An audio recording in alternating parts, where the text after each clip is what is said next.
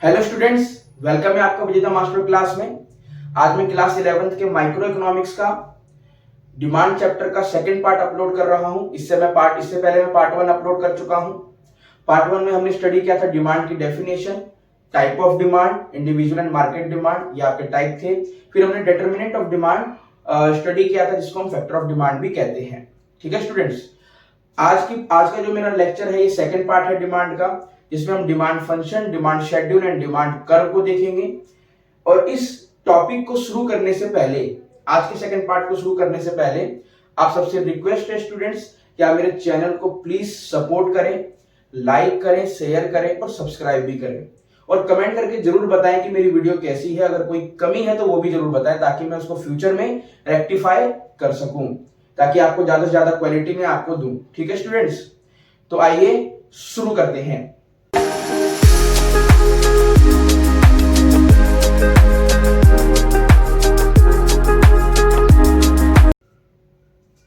Students देखो यहाँ पे क्या लिखा है, डिमांड फंक्शन।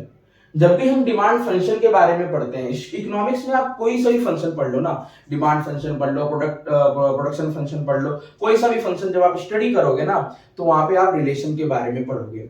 क्या पढ़ोगे? रिलेशन के बारे में स्टडी करोगे। तो यहाँ पे डिमांड फंक्शन में क्या आपको रिलेशन में बता रहा है, यहाँ पे बता रहा है it shows the relationship between the quantity demanded for a particular commodity and the factors influencing it। ठीक है ना, कि डिमांड फंक्शन जो भी आप पढ़ोगे यहाँ पे क्या पढ़ोगे, रिलेशनशिप में पढ़ोगे। कौन कौन सा रिलेशन है आपका, रिलेशनशिप बिटवीन क्वांटिटी डिमांडेड और पर्टिकुलर कमोडिटी। ठीक है, उसके बीच में आप क्या पढ़ोगे, इसमें रिलेशन को पढ़ोगे। तो यहाँ पे देखो, जब भी आप इसमें इसके डिमांड फंक्शन को पढ़ोगे तो यहाँ पे भी आप दो तरीके से पढ़ोगे, इंडिविजुअल डिमांड फंक्शन और मार्केट डिमांड फंक्शन। तो इंडिविजुअल डिमांड फंक्शन जब हम स्टडी करते हैं तो इसमें एक कंज्यूमर से रिलेटेड सारे फैक्टर्स को स्टडी करते हैं। ठीक है स्टूडेंट्स, तो देखो यहाँ पर क्या है, it refer to the functional relationship between individual demand and the factors affecting individual demand. अब मैंने नीचे यहाँ पे कुछ लिखा हुआ है, ये आपका इंडिविजुअल डिमांड को शो करने का फंक्शन है, यही फंक्शन है। ये dx का मतलब है demand of x commodity, f stand for function.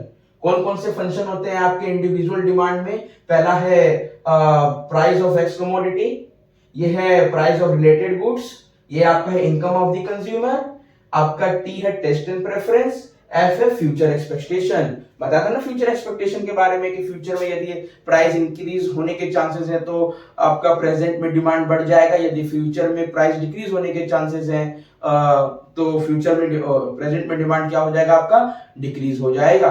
ठीक है, अब बात करते हैं मार्केट डिमांड फंक्शन की। दोनों की डेफिनेशन बिल्कुल सेम है, कोई फर्क नहीं है। इंडिविजुअल की जगह यहाँ पे मार्केट आ जाना है, कोई फर्क नहीं पड़ेगा। बस यहाँ पे फॉर्मूला भी पूरा जो यहाँ पे है वो भी यहाँ पूरा सेम रहेगा, बस ये तीन चीज यहाँ पे न्यू ऐड हो जाएगी स्टूडेंट्स। ठीक है ना, ये तीन चीज न्यू ऐड होगी। यहाँ पे भी आपका डिमांड फंक्शन में क्या है, price of x commodity, price of related goods, income of the consumer, taste and preference, future expectations and आपका पॉपुलेशन का साइज एंड कंपोजिशंस, और आपका ये सीजन एंड वेदर, और आपका ये क्या है, डिस्ट्रीब्यूशन ऑफ इनकम। ठीक है, ये तीन चीज लास्ट की ऐड हुई है। आपको पता है कि अगर मान लो आपकी पॉपुलेशन इंक्रीज होगी तो डिमांड भी बढ़ेगी ना। और इसी तरह आपका सीजन एंड वेदर पे भी डिमांड आपका डिपेंड करता है। यदि मान लो ये रेनी सीजन है तो आपका रेन कोट, अम्ब्रेला, इस टाइप के प्रोडक्ट ज्यादा सेल होंगे, इनकी डिमांड बढ़ जाएगी। सीजन वेदर पे भी डिपेंड करता है। यदि आपका ये विंटर सीजन है तो आपकी जैकेट्स की डिमांड बढ़ जाएगी, वुलन क्लॉथ्स की डिमांड बढ़ जाएगी।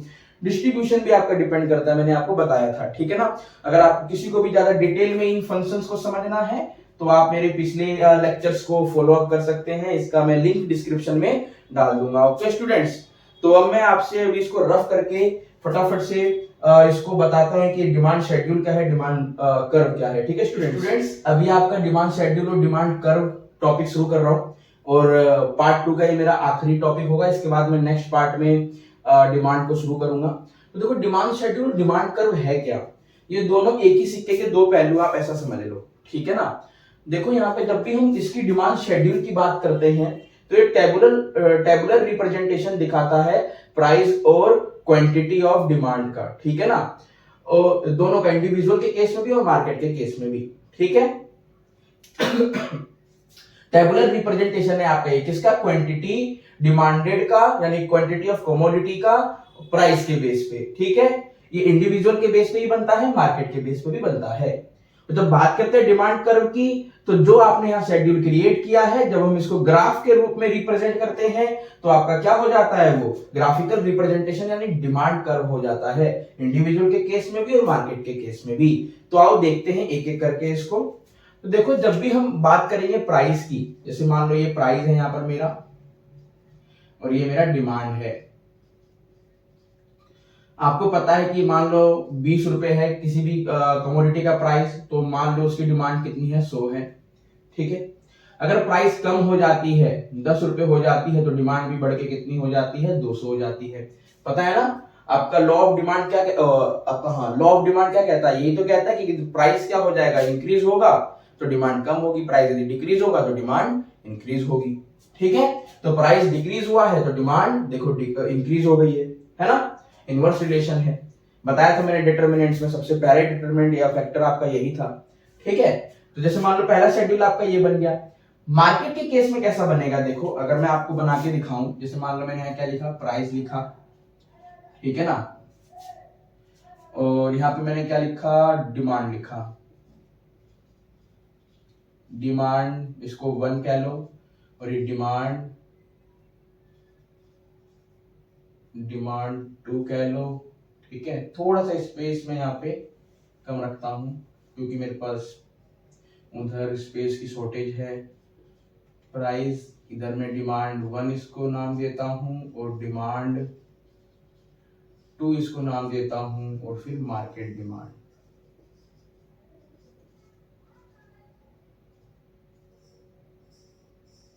ठीक है ना। उधर मैंने मार्केट डिमांड को शॉर्ट में लिख दिया डिमांड, ठीक है। इधर भी प्राइस मान लो कितना है, 20 है और कितना है, 10 है।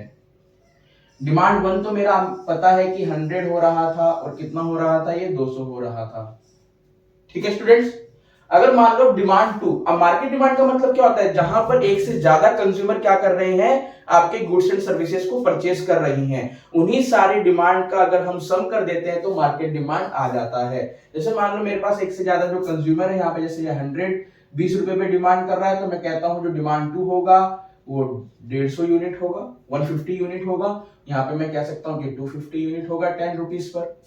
अब इन दोनों को सम कर दूंगा, दोनों डिमांड को, तो मार्केट डिमांड आ जाएगा। ये मेरा कितना हो जाएगा, 250 हो जाएगा, ये मेरा कितना हो जाएगा, 450 हो जाएगा, ठीक है। कोई डाउट है अभी तक इसमें स्टूडेंट्स, नहीं ना। तो अब हम इसमें आगे बढ़ते हैं। कोई डाउट होगा तो कमेंट में जरूर बताना, मैं डाउट सेशन जरूर रखूंगा, ठीक है। अभी तक मेरे को किसी का भी कमेंट नहीं मिला है किसी भी टॉपिक से रिलेटेड, यदि मेरे को मिलता है तो मैं डाउट सेशन 100% रखूंगा स्टूडेंट्स, ठीक है। तो देखो यहाँ पर कर्व बनाते हैं, पहले इसका फिर हम बनाएंगे मार्केट डिमांड का, ठीक है।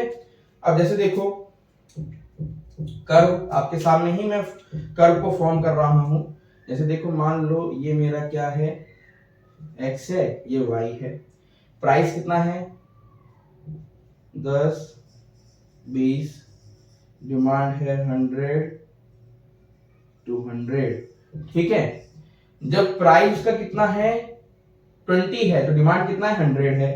प्राइस 20 है तो डिमांड कितना है, 100 है, ठीक है। जब प्राइस इसका डिक्रीज हो गया तो डिमांड इंक्रीज हो गया। जब प्राइस 10 है तो डिमांड कैसा है, इसका इंक्रीज है, ज्यादा है। तो इस केस में जो ग्राफ बनेगा वो कैसा बनेगा स्टूडेंट्स,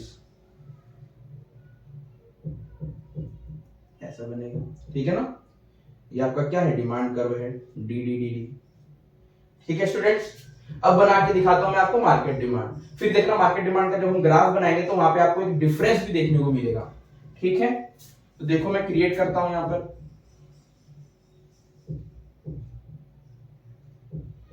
ये आप y है, या आपका ये x है, ठीक है।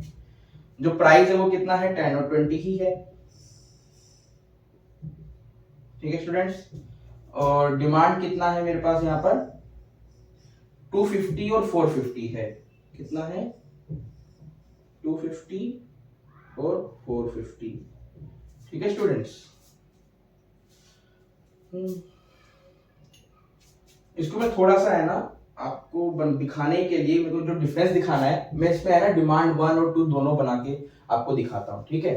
तो एक एक करके मैं इसमें सारे यूनिट्स अपने पास रखता हूँ यहाँ पर, ठीक है स्टूडेंट्स।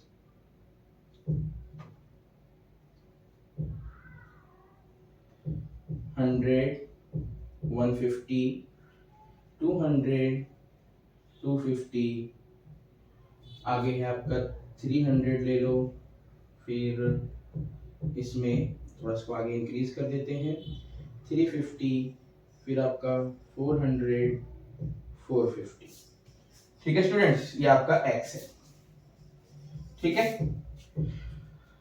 डिमांड 1 सबसे पहले, जब प्राइस 20 है तो डिमांड 100 है, प्राइस 20 है तो डिमांड 100 है, और जब प्राइस 10 है तो डिमांड 200 है, ठीक है। ग्राफ मेरा कैसे जाएगा, ऐसे जाएगा स्टूडेंट्स, ठीक है, इसे डी डी डी डी कह लो।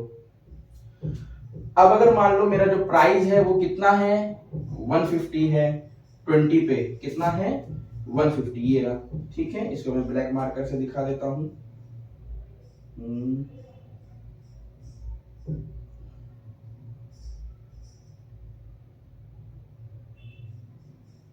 ठीक है। और जो मेरा 150 है ना, हाँ, और जो मेरा 10 रुपीज पे कितना है 250 है, 10 रुपीज पे कितना है 250 है,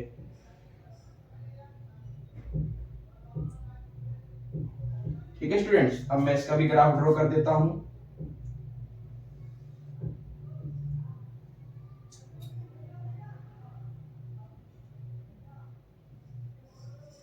ठीक है स्टूडेंट्स।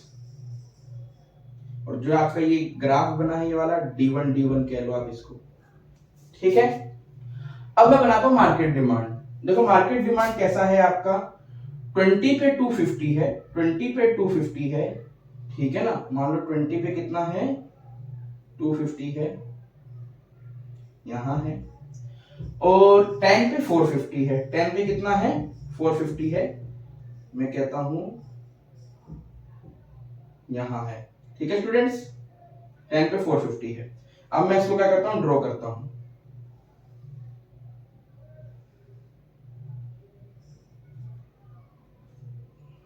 इसको डीएम कर देता हूं, मार्केट डिमांड। तो ध्यान से देखो, आपको यहां पे डिफरेंस दिख रहा होगा। क्या डिफरेंस है यहाँ पे, कि जो आपका डिमांड कर्व है, मार्केट डिमांड कर्व, देखो थोड़ा फ्लैटर है इसके कंपैरिजन में। जब हमने ये बनाया आपका डिमांड 1 डिमांड 2 का मैंने ग्राफ बनाया है ना, तो ये देखो जो इंडिविजुअल डिमांड है यानी वो थोड़ा स्टीव है, कैसा है स्टीव है, और ये कैसा है फ्लैटर है, ठीक है। तो हमेशा ध्यान रखना, जो आपका डिमांड कर्व होता है, मार्केट डिमांड कर्व होता है, वो आपका फ्लैटर होता है in comparison of individual demand curve. वही मेरे को यहां पे बताना था। अब रीजन सुनो, ऐसा क्यों होता है, रीजन ऐसा क्यों होता है, देखो यहां पे जब हम इसका प्रोपोर्शनेट चेंज निकालते हैं, इन दोनों का जो चेंजेस निकालेंगे, डिफरेंस निकालेंगे, प्रोपोर्शनेट डिफरेंस, तो कितना होगा 100 होगा। इन दोनों का भी प्रोपोर्शनेट डिफरेंस कितना है 100 है, पर इन दोनों का प्रोपोर्शनेट डिफरेंस निकालोगे तो कितना है, आप देखोगे प्रोपोर्शनेट डिफरेंस 200 है कि नहीं। जब भी आपका प्रोपोर्शनेट डिफरेंस आपका ज्यादा है मार्केट डिमांड का, क्या होता है, प्रोपोर्शनेट डिफरेंस ज्यादा होने के कारण ही आपका जो मार्केट डिमांड कर्व बनता है वो थोड़ा फ्लैटर बनता है, ठीक है स्टूडेंट्स। तो जो आपका मार्केट डिमांड होता है, market demand is flatter in comparison of individual demand curve, IDC, individual demand curve, okay students. तो आज का मेरा ये लास्ट टॉपिक था, इसका फटाफट से स्क्रीनशॉट ले लो। अब मैं आपसे मिलता हूं इसके नेक्स्ट पार्ट में, जो कि मे बी आपका लास्ट पार्ट होगा। यदि कुछ बच जाएगा तो नेक्स्ट पार्ट फिर मैं लेके आऊंगा, पर प्रोबेबली जहां तक चांसेस है आपके 3 पार्ट में डिमांड को मैं बाइंड अप करूंगा, ठीक है स्टूडेंट्स। तो आप मेरे चैनल को लाइक शेयर सब्सक्राइब करें, कुछ भी कमी है तो कमेंट करके जरूर बताएं, ठीक है। मैं उसको रेक्टिफाई फ्यूचर में जरूर करूंगा, और कोई भी चीज अगर मेरे को यहाँ पे टीच करने में अगर गलत हो गया होगा तो वो भी जरूर बताना, ठीक है ना। तो अब मैं आपसे मिलता हूं स्टूडेंट्स इसके नेक्स्ट पार्ट में डिमांड के। ओके स्टूडेंट्स, तब तक के लिए जय हिंद।